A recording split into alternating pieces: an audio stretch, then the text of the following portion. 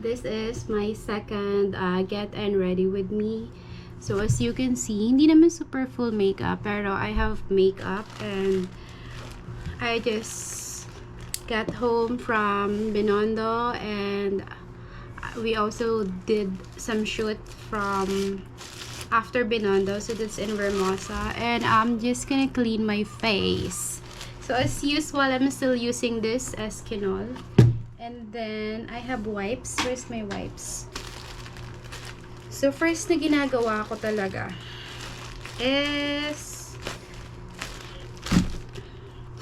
tatanggalin ko muna yung mga makeup sa face ko.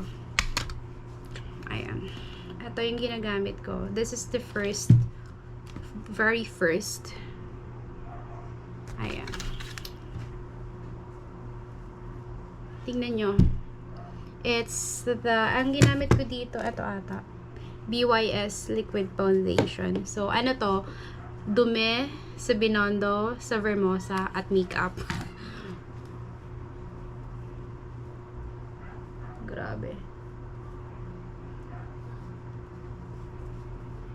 Ano to ha? Walang retouch. Ay, gosh.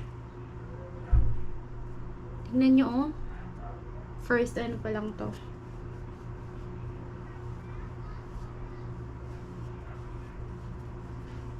Grabe. Kaya make sure na kapag nagme-makeup kayo is linisin nyo yung face nyo. Para namamatay.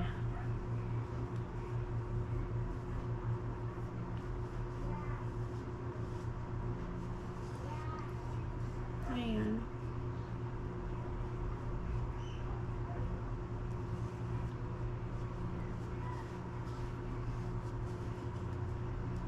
Grabe, sobrang dumi. So, 2 beses akong nag-clean ng ganun. Para talagang make sure na walang dumi natitira. Isa pa.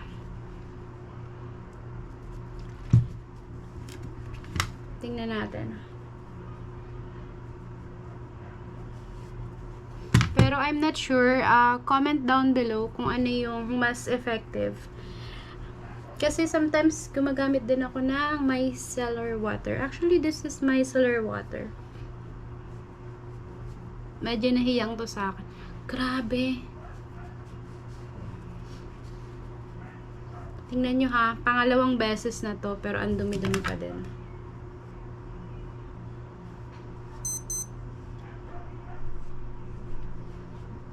Ayan. So, I think dami. That's the second one. Hindi ko mahanap yung wipes ko. Ito pala sa bag ko. So, kapag pwede na akong maglagay ng ano ba yun?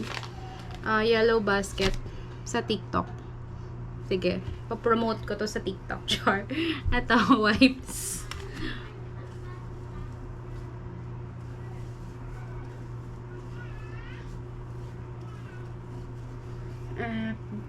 Yeah.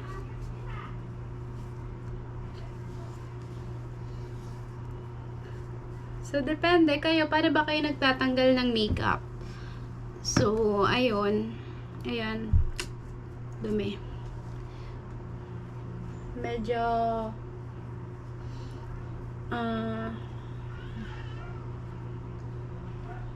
yan.